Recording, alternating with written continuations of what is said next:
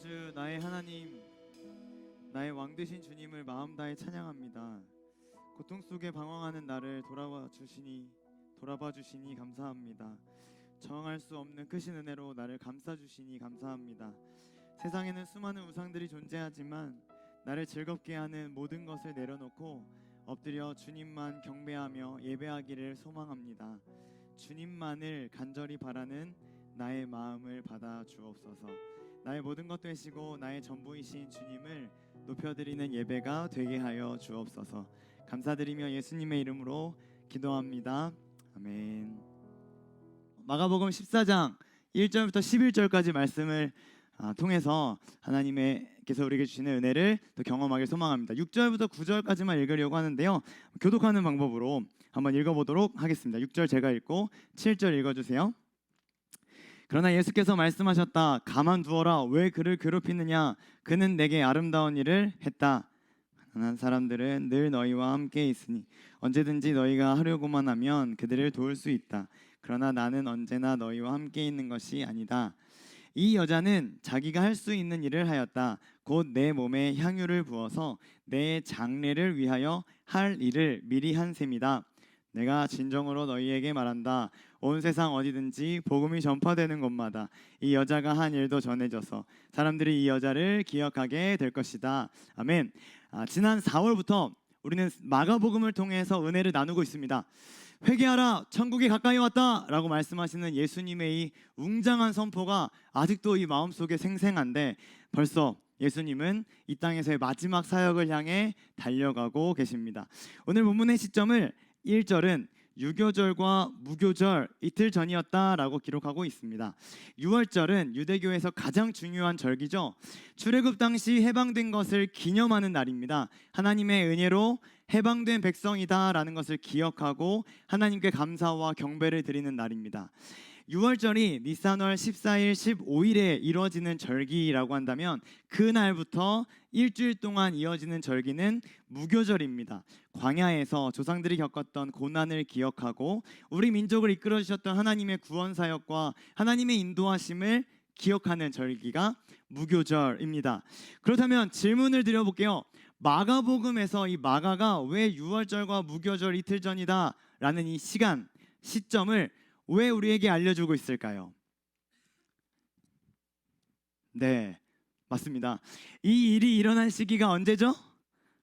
네, 이번 6월절에 어떤 일이 일어납니까? 예수님께서 잡히시고 십자가에 죽으십니다.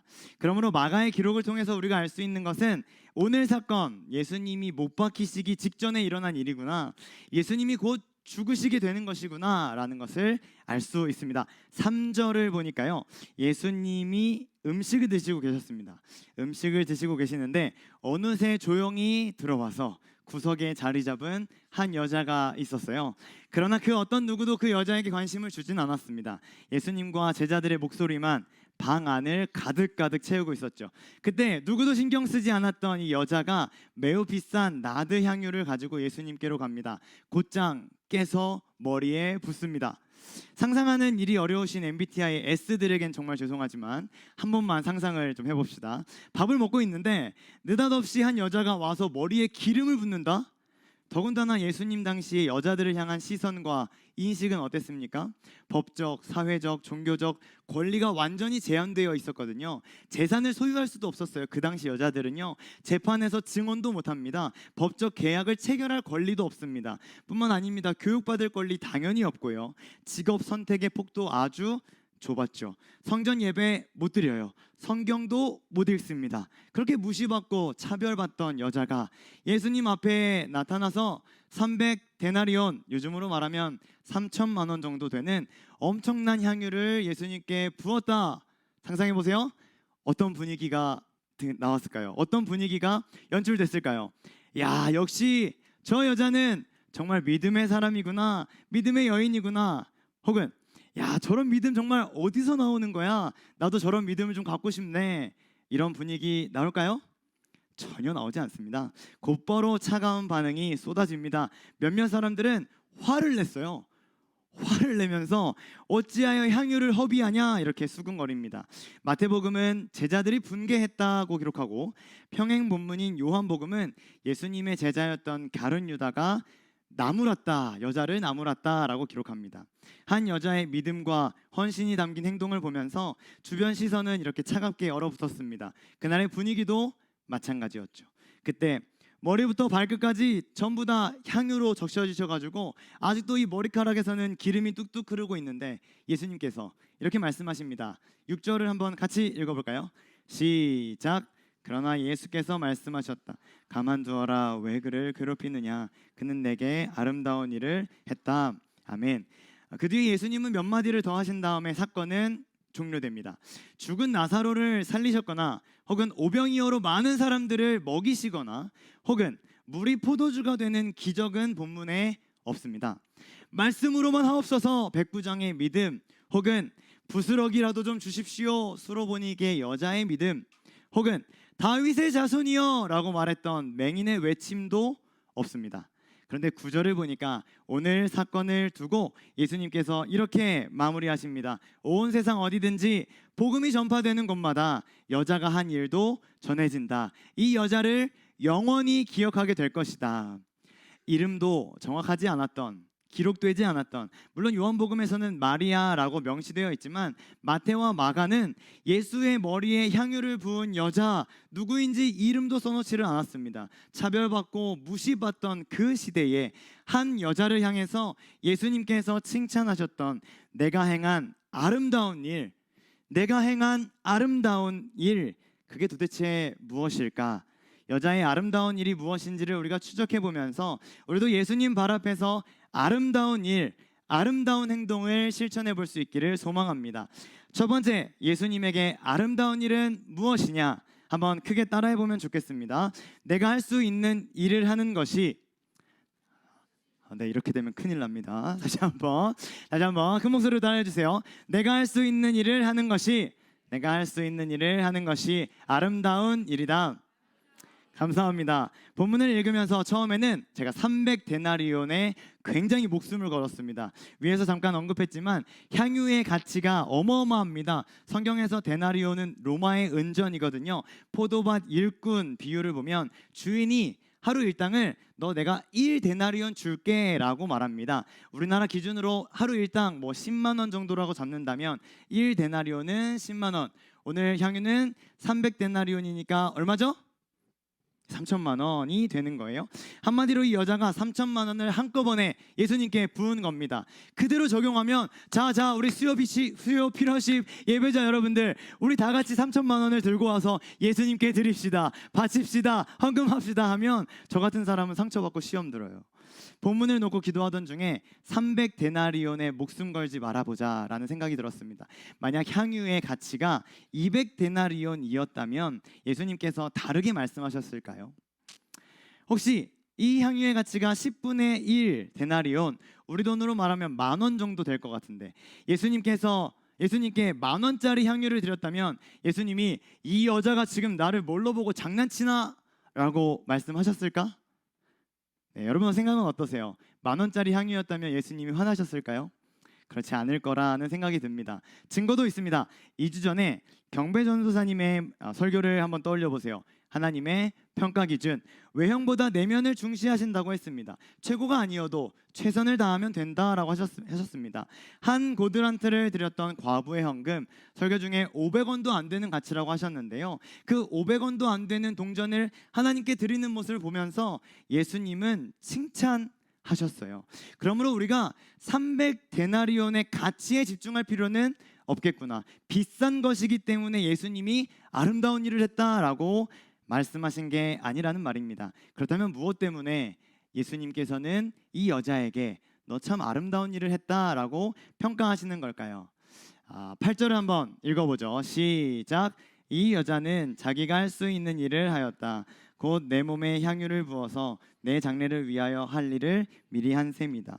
향유의 가치를 알고 또 화를 내며 말했던 사람들에게 예수님은 야, 여자를 괴롭게 하지 마라 라고 말씀하시면서 이렇게 정의해 주십니다. 이 여자는 자기가 할 수 있는 일을 하였다. 이것이 예수님에게는 아름다운 일이 된 것입니다. 그래서 저도 오늘 사랑하는 우리 예배자들을 위해서 할 수 있는 일을 했습니다. 온라인으로 예배드리시는 분들에게는 좀 죄송하지만 현장에 계신 분들에게는 아마 효과가 있었을 거라 생각되는데, 지난 수요일과는 조금 다른 향기를 맡으면서 글로리 아울에 들어오시지 않았나요? 예, 감사합니다. 감사합니다.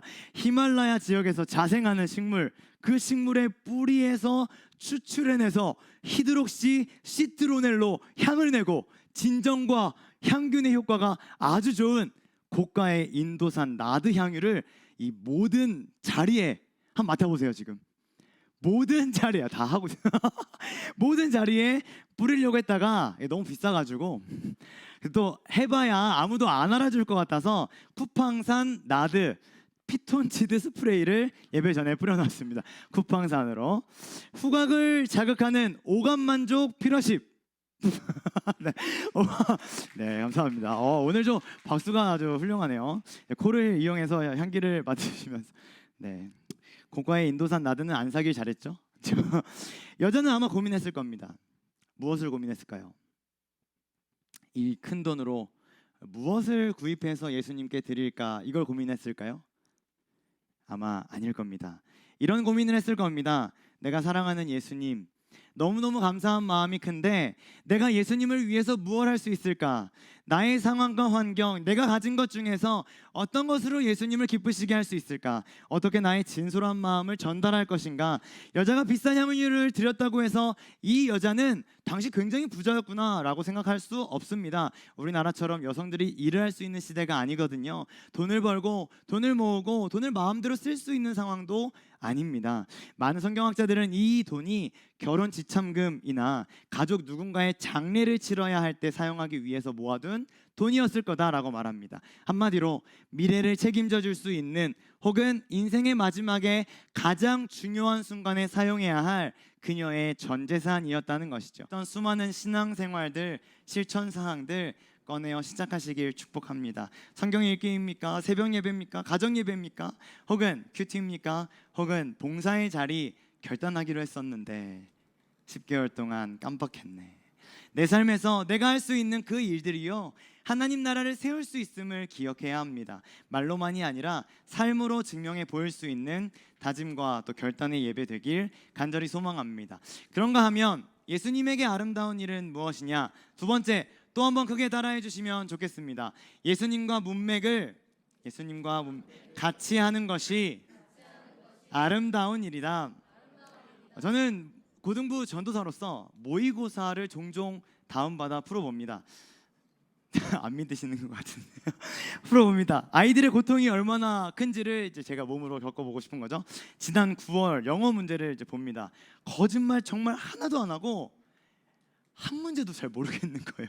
확신하는 문제가 한 문제도 없었습니다. 힘겹게 35번 문제에 다다랐을 때 화색이 돕니다. 고등학교 때도 수능 볼 때도 이런 유형의 문제들은 제가 잘 풀었거든요. 보여드릴게요. 보이나요? 네. 제가 풀어본 답이 맞나 틀리나 고등부 친구에게 확인해봤습니다. 틀렸더라고요. 네.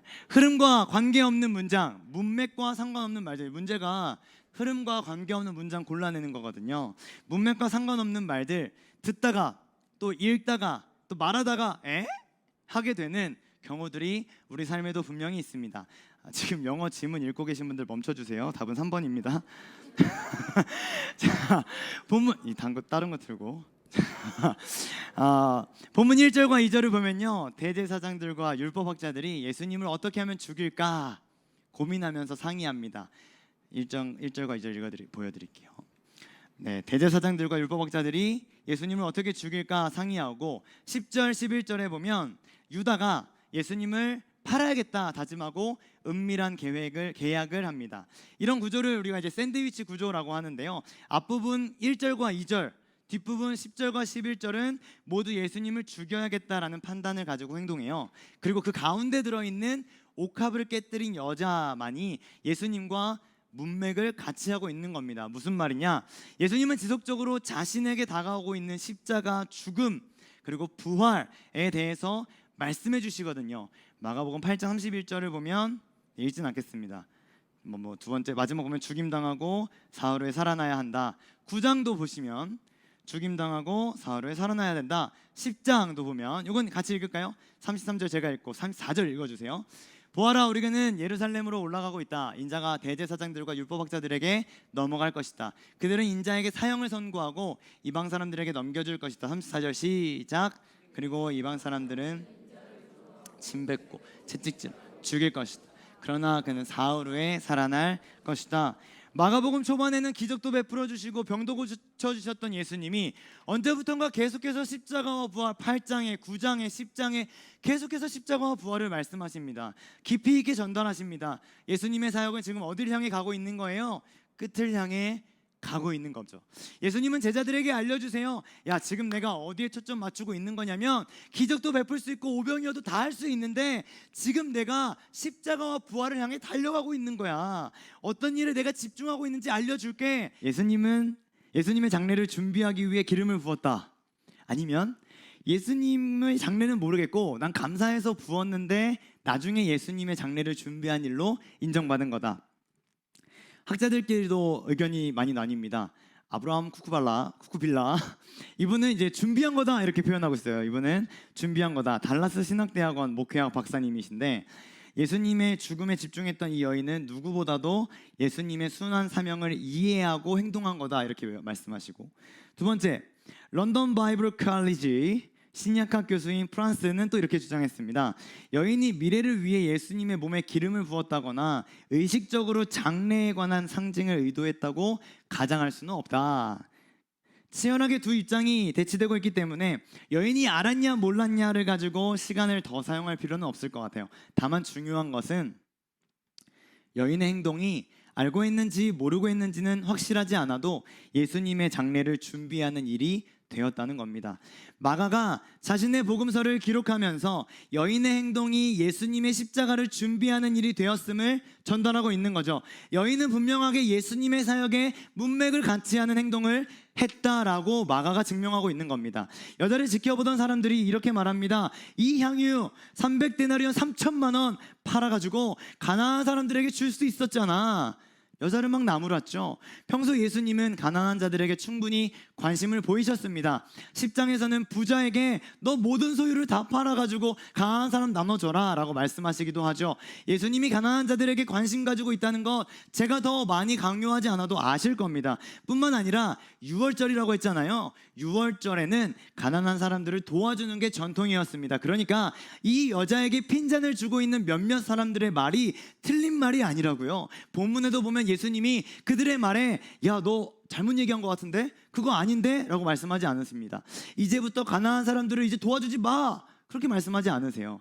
그렇다면 그들의 문제는 뭐였겠습니까? 예수님과 문맥을 같이 하지 못하고 있었다는 거예요. 가난한 자들 당연히 도와야죠. 그러나 지금은 어떤 시기예요? 1절에서 나눈 것처럼 예수님이 십자가에 달리시기 직전입니다. 가난한 사람 도와줄 수 있지, 당연하지. 아니, 도와야지. 그런데 그들과 함께 해주는 건 당연한 일인데 지금은 아니야. 지금은 나의 장례를 준비하는 게 더 중요하다. 나의 장례를 준비하는 게 더 가치 있다. 더 소중하다. 여자를 칭찬해주고 계신 겁니다. 7절에 보면 가난한 사람들은 늘 너와 함께 있잖아. 언제든지 너희가 하려고만 하면 그들을 도울 수 있잖아. 그러나 나는 언제나 너희와 함께 있는 게 아니야 라고 말씀하십니다. 예수님을 위해 무엇이든지 하면 됩니다. 지금 할 수 있는 일이라면 어떤 것이든 모두 다 가능합니다. 그러나 예수님이 집중하시고 예수님이 관심을 가지시고 예수님이 가고자 하는 방향에 내가 서 있어야 합니다. 찬양 중에 이런 고백 있죠. 당신의 마음이 있는 곳에 나의 마음도 있기를 원해요. 당신의 눈물이 고인 것에 나의 눈물도 고이기를 원해요. 당신이 바라보는 영혼에게 나의 두 눈이 향하길 원해요. 당신이 울고 있는 땅에 내 두 발이 향하길 원해요. 엄청난 고백 아닙니까? 지금 온 세상을 주관하시고 통치하시는 하나님께서 무엇을 보고 슬퍼하고 계실까? 우리는 생각해야 돼요. 제가 먼저 생각해 봤습니다. 하나님은 어떤 장면을 보면서 슬퍼하실까? 가장 먼저 떠오르는 것은 지난주에 진영 전사님께서 말씀하셨지만 곳곳에서 벌어지고 있는 전쟁들, 그 전쟁으로 피해를 보고 심지어는 생명을 잃어가는 일들, 우리가 그 나라에 가서 그들과 함께 해주지는 못하지만 그들을 위해 할 수 있는 일이 있다면 찾아서 해야 하지 않을까? 그것이 하나님과 문맥을 같이 하는 거니까요. 대한민국으로 좁혀보면 어떻겠습니까? 우리 예수님께서 대한민국을 보시면서 어떤 아픔을 가지고 계시겠습니까? 어디에 관심 가지고 계시겠어요? 더 좁혀서 교회는요, 우리 교회를 너무너무 사랑하셔서 VIP 새생명 축제를 열어주셨습니다. 사람이 기획하고 사람이 만들어낸 행사, 이벤트 아닙니다. 부활주의를 지나면서 하나님께서 우리에게 맡겨주신 영혼들이고 생각나게 하신 것이고 기도하게 하셨고 초청하게 하셨어요. 1년에 한 번 10월이 되면 어쩔 수 없이 해야 하는 것으로 생각하면 절대로 안 됩니다.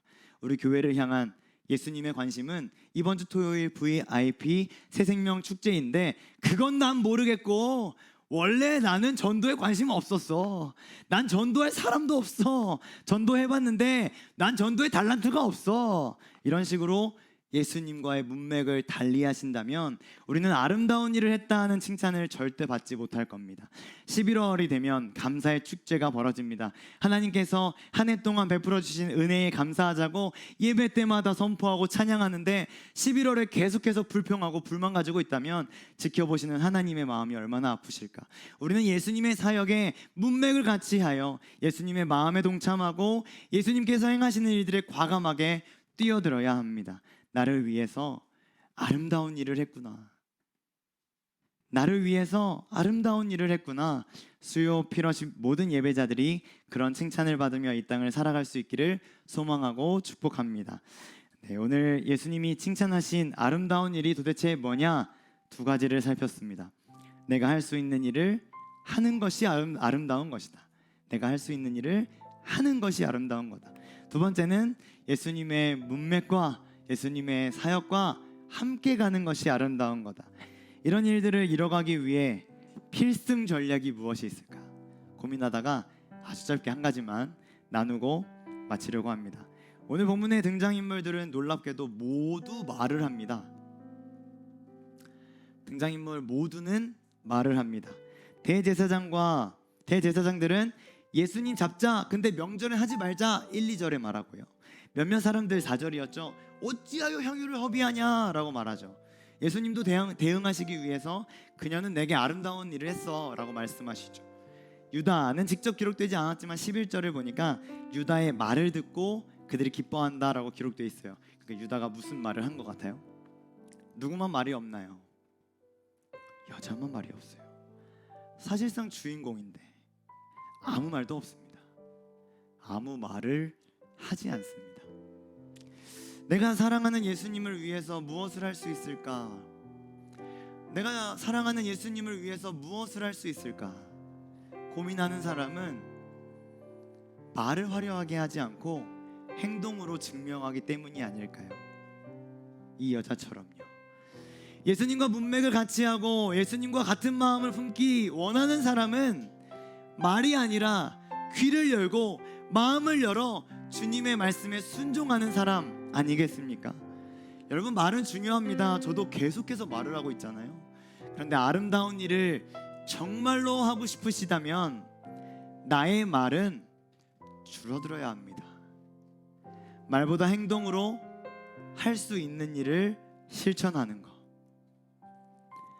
말보다 귀를 열어 주님의 뜻에 순종하며 나아가는 것, 말보다 행동으로, 말보다 마음으로, 말보다 순종으로 주님께 칭찬받는 수요 피러십 예배자들 되시기를 소망하고 축복합니다.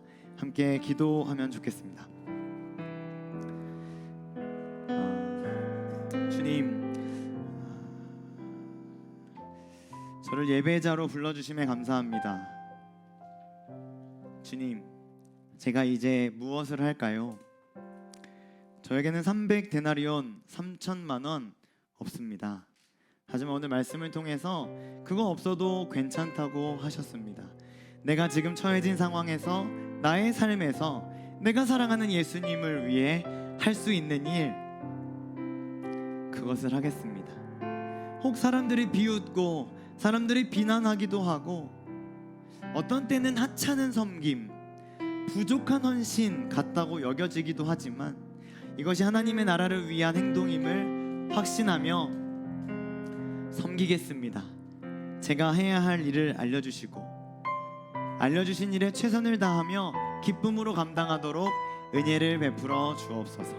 주여 한번 외치고 내 삶에서 주님을 위해 어떤 일을 해야겠습니까? 물으며 간구하며 기도했으면 좋겠습니다. 함께 기도하겠습니다. 주여,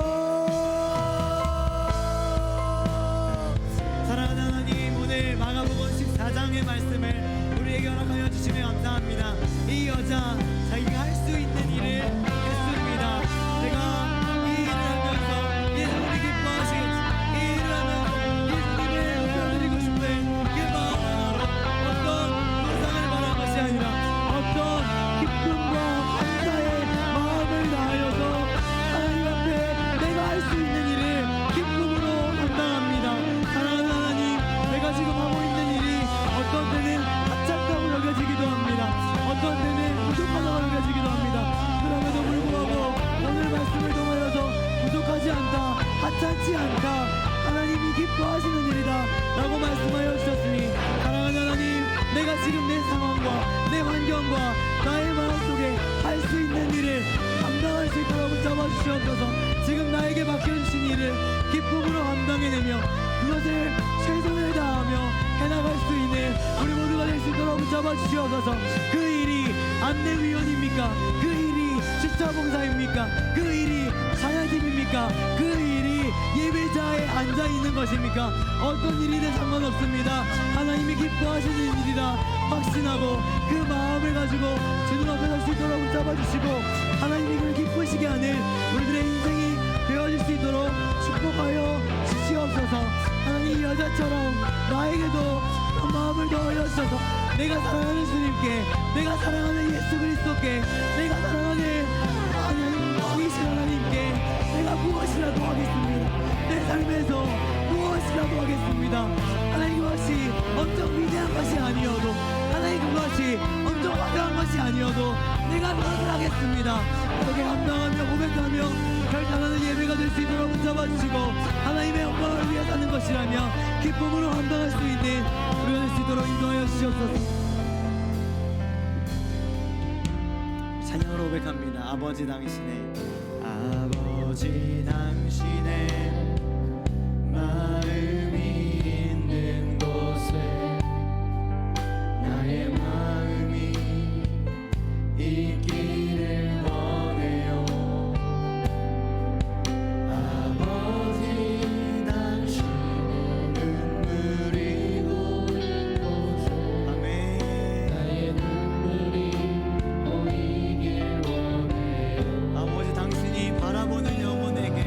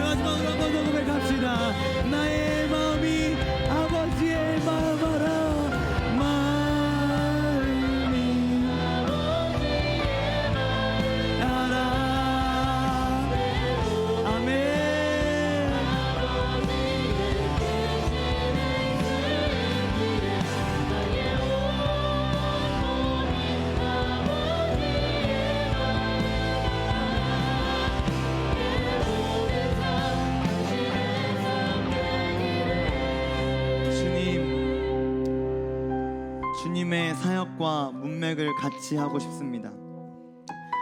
당신의 마음이 있는 곳에 내 마음도 있기를 원합니다. 당신의 눈물이 고인 곳에 나의 눈물도 고이기를 원합니다. 당신이 바라보는 영혼에게 내 두 눈이 향하기를 원합니다. 당신이 울고 있는 그 어두운 땅에 내 두 발이 향하기를 원합니다. 하나님이 바라보고 계시는 전 세계를 나도 바라보게 하여 주옵소서. 지진과 기근과 전쟁으로 생명을 잃어가는 사람들에게 무관심하지 않게 하옵소서. 나라의 어려움, 나라의 아픔, 나라의 슬픔에 등 돌리지 않게 하여 주옵소서. 우리 교회 새 생명을 위해 헌신을 다하고 있습니다. 주님의 관심이 잃어버린 영혼에 있기 때문에 토요일에 진행될 VIP 새생명 축제를 위하여서 중보하오니 역사하여 주옵소서. 하나님이 바라보고 계시는 하나님의 역사, 나의 가족, 나의 삶, 주님의 시선, 주님의 마음, 주님의 일하심을 기대하면서 문맥을 맞추어서 주님과 함께 갈 수 있도록 축복하여 주옵소서. 중보하며 하나님 아버지의 마음으로 기도합니다. 주여, 하나님 아버지, 시간 주님 앞에 간절한 마음 가지고 기도합니다. 이 여자 향유를 부었는데 이 향유가 예수님의 십자가를 예비하는, 예수님의 장례를 예비하는 향유가 되었습니다. 하나님 아버지의 사역과 문맥을 같이 하게 하여 주옵소서. 나도 하나님의 사역과 문맥을 같이 살아가게 하여 주옵소서. 하나님 아버지가 슬퍼하시는 곳에 내 마음도 같이 가기를 원합니다. 하나님 아버지의 눈물이 있는 곳에 나의 눈물도 같이 보이기를 원합니다. 하나님 아버지께서 바라보시는 영혼, 그 영혼에게 나의 마음도 나의 눈도 향하기를 원합니다. 울고 있는 그 땅에 나의 두 발이 향하기를 원합니다. 하나님 아버지의 마음을 나에게 부어주셔서 하나님 아버지의 마음을, 하나님 아버지의 심령을 나에게 부어주셔서 내 맘대로, 내 감정대로, 내 생각대로 살아가는 것이 아니라 하나님의 사역에 동참하고 하나님의 역사에 동참하고 하나님의 말씀에 순종하며 하나님과 함께 걸어갈 수 있는 내가 되게 하여 주옵소서. 주여, 주여, 하나님의 말씀 따라서 한 걸음 한 걸음 나아가는 우리들의 삶이, 하나님의 말씀에 따라 순종하며 나아가는 우리들의 삶이 하나님의 사역에, 하나님의 역사에 문맥을 같이 하며 나도 그 일에 뛰어들어 하나님께 영광 돌리는 주의 일에 예비하는 그런 사역 되기를 소망하오니 하나님, 전 세계에 관심을 갖고 전쟁에, 기근에, 어려운 땅에 하나님의 마음이 있는 곳에 나의 마음 함께 가게 하여 주옵소서. 우리나라의 아픔, 우리나라의 슬픔, 우리나라 바라보시면서 하나님이 어떻게 생각하실까, 우리나라 교회의 슬픔과 아픔에 공감하며 우리 교회를 위한 하나님의 관심에 나도 관심을 갖게 하여 주시옵소서. 이번 주 토요일에 VIP 새생명 축제가 있습니다.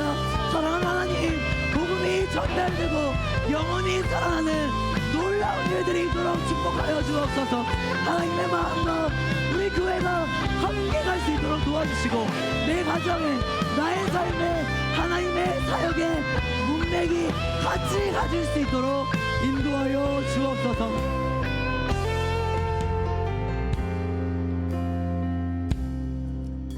마지막 기도로 묵상 기도를 좀 해보려고 합니다. 저도 소리 지르고 주여 외치고 그런 기도를 개인적으로는 좋아합니다. 그러나 오늘 본문을 묵상하면서 제가 적용점으로 드렸던 것처럼 조용히 묵묵히 주님의 일하심을 좀 기대하며 하나님 앞에 나아가면 좋겠습니다. 주님을 따라가고 싶습니다. 주님이 명령하시는 일들에 들을 수 있는 귀를, 활짝 열린 마음을 허락하여 주셔서 그 말씀에 예민하고 민감하게 순종하고 싶습니다. 주님의 일하심에 나도 뛰어들어 참여하고 싶습니다. 주님과 문맥을 함께 가고 싶습니다. 주님의 일하심에 동참하고 싶습니다. 그런 믿음의 고백을 주님 앞에 묵묵하게 드리며 내 삶에 그렇게 역사하여 주옵소서. 함께 묵상으로 기도하겠습니다.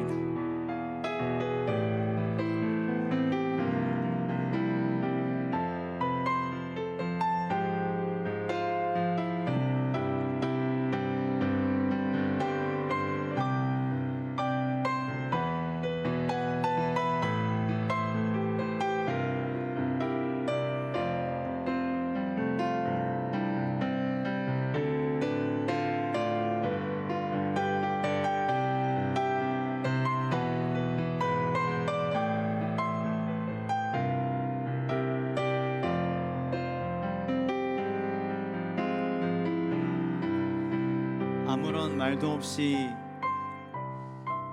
행동으로 예수님의 장례를 준비하게 되었던 한 여자처럼 나의 삶에도 화려한 말이나 대단한 결단이나 위대한 다짐이 없어도 지금 내 삶에서 내가 할 수 있는 일을 해내고 주님이 바라보시는 곳을 똑같이 바라보며 주님의 일하심에 뛰어드는 주님과 문맥을 함께 가는 그런 삶이 되게 하여 주옵소서. 예배 가운데 함께하여 주심에 감사드리고 삶으로 이어져서 삶 속에서 그렇게 살아가도록 나를 도와주실 것에 미리 감사드립니다. 나의 사랑, 나의 예수님, 그 예수님의 이름으로 기도합니다. 아멘. 각자의 기도 제목을 가지고 계속해서 기도하시고 자유롭게 귀가하시면 되겠습니다.